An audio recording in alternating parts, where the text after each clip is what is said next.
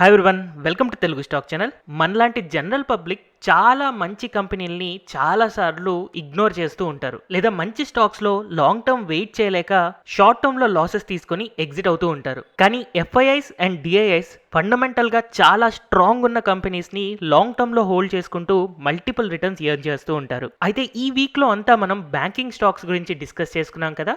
అయితే ఒక mid cap లెవెల్లో ఉండి ఫాస్టెస్ట్ ఎక్స్పాన్షన్ జరుగుతున్న ఈ బ్యాంక్ని ఎఫ్ఐఐస్ అండ్ డిఐఐస్ ఇద్దరు కొంటూ ఉన్నారు. సో మనం స్టాక్ మార్కెట్లో ఇన్వెస్ట్మెంట్ సెలెక్ట్ చేసుకునేటప్పుడు బిగ్ ట్రేడర్స్ లేదా బిగ్ ఇన్వెస్టర్స్ ఎలాంటి స్టాక్స్ని పిక్ చేసుకుంటూ ఉన్నారో అలాంటి స్టాక్స్నే మనం బై చేసుకుంటే చాలా మంచి రిటర్న్స్ వస్తాయి. సో బిగ్ ఇన్వెస్టర్స్ ఎప్పుడు కూడా క్వాలిటీ స్టాక్స్ని సెలెక్ట్ చేసుకుంటారు. క్వాలిటీ స్టాక్స్కి యూజువల్గా ఫ్యూచర్ గ్రోత్ క్లియర్గా కనపడుతూ ఉంటుంది అండ్ అలాగే స్ట్రాంగ్ ఫండమెంటల్స్ ఉంటాయి.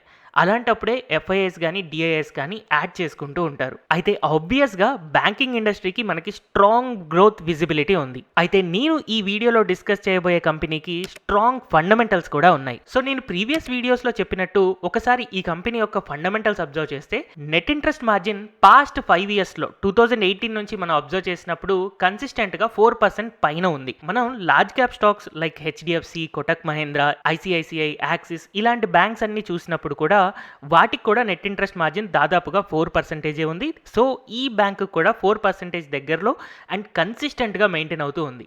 అండ్ నాన్ పర్ఫార్మింగ్ అసెట్స్ ఒక బ్యాంక్ని అనాలిసిస్ చేసేటప్పుడు చాలా ఇంపార్టెంట్ ఫ్యాక్టర్. అయితే లాస్ట్ 5 ఇయర్స్లో ఈ బ్యాంక్ యొక్క ఎన్పిఎస్ అనేవి డిఫరెంట్గా బిహేవ్ చేశాయి. ఒకటి కన్సిస్టెంట్గా తగ్గుతూ వెళ్ళలేదు, లేదా పెరుగుతూ వెళ్ళలేదు, లేదా కాన్స్టెంట్గా కూడా లేదు. 2018, 19 అండ్ 20 కనుక మనం అబ్జర్వ్ చేస్తే దాదాపుగా 1% వరకు ఎన్పిఎస్ ఉన్నాయి. వెరస్ 2021లో బికాస్ ఆఫ్ కోవిడ్ దీని యొక్క ఎన్పిఎస్ 2.18% దాకా పెరిగాయి. అండ్ 2022లో ఈ కోవిడ్ ఎఫెక్ట్ అంతా కూడా కవర్ చేసుకొని జస్ట్ 0.5% ఎన్పిఎస్ మెయింటైన్ చేయగలిగింది. సో ఈ బ్యాంక్ ఎక్స్పాన్షన్ స్టేజ్లో ఉండడం అండ్ అలాగే చిన్న సైజులో ఉండడం వల్ల మనకి ఇలాంటి డిఫరెన్షియేషన్ కనపడుతూ ఉంది. అండ్ రిటర్న్ ఆన్ ఈక్విటీ మనం అబ్జర్వ్ చేసిన 2018-19లో 12% వరకు ఉన్న రిటర్న్ ఆన్ ఈక్విటీ ఇంక్రీజ్ అవుతూ ఇప్పుడు 15%కి రీచ్ అయింది. 2021లో 18% రీచ్ అయినా కూడా 15% స్టాండర్డ్గా ఇది మెయింటైన్ చేయగలుగుతుంది అని నేను అనుకుంటున్నాను. And operating profit margins wise కూడా ఈ బ్యాంక్ పాజిటివ్కి కన్వర్ట్ అయింది. నేను నా లాస్ట్ వీడియోస్లో ఎక్స్ప్లెయిన్ చేసినప్పుడు కేవలం హెచ్డిఎఫ్సి బ్యాంక్కి మాత్రమే ఆపరేటింగ్ ప్రాఫిట్ మార్జిన్స్ పాజిటివ్లో కనిపించాయి. Versus Kotak Mahindra, ICICI, Axis, SBI ఇలాంటి బ్యాంక్స్ అన్నిటికీ కూడా ఆపరేటింగ్ ప్రాఫిట్ మార్జిన్స్ నెగిటివే ఉన్నాయి. బట్ ఈ బ్యాంక్కి పాజిటివ్ రావడం అండ్ అలాగే నెగిటివ్ ఉన్న టైంలో కూడా చాలా తక్కువ నెగిటివ్ వాల్యూ మెయింటైన్ చేయడం చాలా పాజిటివ్ ఫ్యాక్టర్గా కనపడుతూ ఉంది. అయితే ఈ బ్యాంక్ని నేను ఎక్స్ట్రాడినరీ బ్యాంక్ అని చెప్పట్లేదు, యావరేజ్ బ్యాంకే. ఎందుకంటే దీని యొక్క కాసా రేషియో మనం అబ్జర్వ్ చేస్తే 2018లో 26% ఉంది, 19లో 18 అండ్ 2020లో 14% అండ్ ఇప్పుడు ఇంప్రూవ్ అవుతూ 2021 అండ్ 2022 మనం అబ్జర్వ్ చేస్తే 23 అండ్ 37% వరకు ఇంక్రీజ్ అయింది. అయితే బెస్ట్ బ్యాంక్స్ మనం అబ్జర్వ్ చేసినప్పుడు కాసా రేషియో దాదాపుగా 48-47% ఉంటుంది. బట్ ఈ బ్యాంక్కి మనం అబ్జర్వ్ చేస్తే కేవలం 37% ఉంది. అందుకనే ఈ బ్యాంక్ని నేను ది బెస్ట్ బ్యాంక్ లేదా excellent bank, next HDFC bank ఇలా అనట్లేదు. బట్ ఉన్న బ్యాంక్స్లో ఇది ఒక మంచి గ్రోయింగ్ బ్యాంక్ అని మనం చెప్పుకోవచ్చు. అయితే స్విగ్గీ లేదా జొమాటో లేదా ఏదైనా వెబ్సైట్స్లో కనుక మీరు అబ్జర్వ్ చేస్తే ఈ బ్యాంక్ యొక్క ఆఫర్స్ చాలా ఎక్కువగానే కనపడుతూ ఉన్నాయి. ఎందుకంటే క్లియర్గా ఒక ఎక్స్పాన్షన్ స్టేజ్లో ఉంది కాబట్టి. ఈ bank is nothing but AU small finance bank. So financial ratios wise మనం ఈ బ్యాంక్ని అనాలిసిస్ చేసినప్పుడు ఎబో యావరేజ్ నుంచి ఎక్సలెంట్కి మధ్యలో ఉంది అని మనం చెప్పుకోవచ్చు.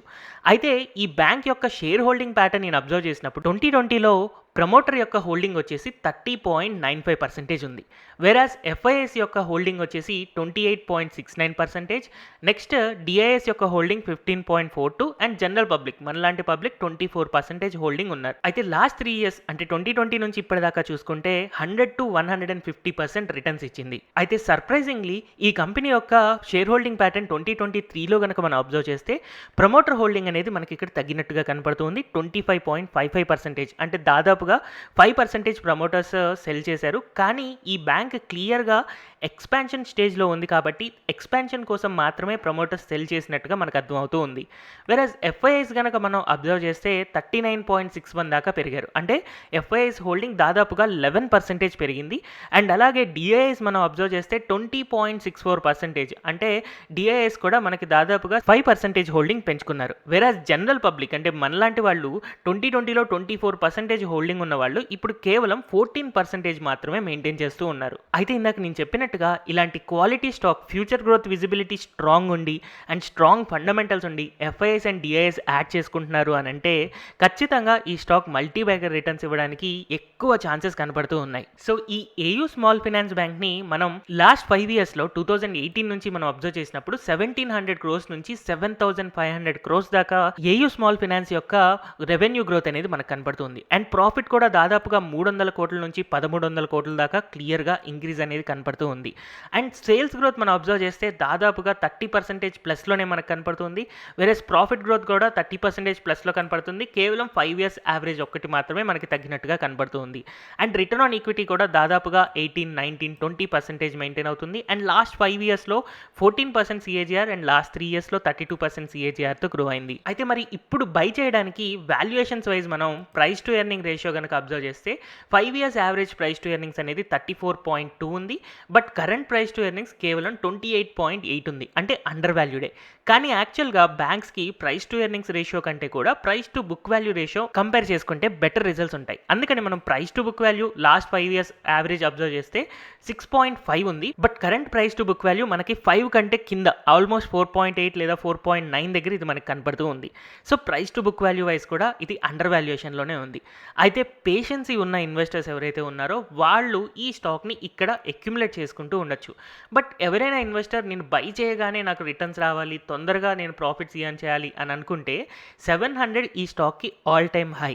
ఎప్పుడైతే 700 దాటుతుందో ఈ స్టాక్ దాదాపుగా 1.5 ఇయర్ నుంచి కన్సాలిడేషన్లో ఉంది కాబట్టి 700 దాటిన తర్వాత ఇమ్మీడియట్గా మళ్ళీ 800, 900 ఆర్ 1000 లెవెల్స్ రీచ్ అవ్వడానికి ఎక్కువ ఛాన్సెస్ కనపడుతూ ఉన్నాయి. ఎందుకంటే ఫండమెంటల్గా చాలా స్ట్రాంగ్గా ఉంది, గ్రోత్ అనేది కూడా చాలా ఫాస్ట్గా ఉంది.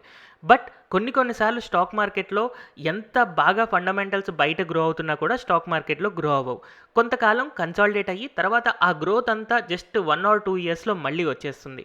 సో అందుకని పేషెన్సీ ఇన్వెస్టర్ ఈ టైంలో కూడా అక్యుములేట్ చేసుకోవచ్చు. మొమెంటమ్ ఇన్వెస్టర్ ఎవరన్నా దీంట్లో ఉన్నారు అని అనుకుంటే దీన్ని వాచ్ లిస్ట్లో పెట్టుకొని 700 లెవెల్స్ దాటుతున్నప్పుడు 800, 900 ఆర్ 1000 లెవెల్స్ కోసం దీన్ని ఇన్వెస్ట్ చేసుకోవచ్చు. హోప్ ఈ వీడియో ద్వారా ఎఫ్ఐఎస్ అండ్ డిఐఎస్ కొంటున్న ఈ స్టాక్ని ఎలా ఇన్వెస్ట్ చేసి ప్రాఫిట్ ఎర్న్ చేయాలి అనేది మీకు అర్థమైంది అని అనుకుంటున్నాను. Thank you everyone for watching this video.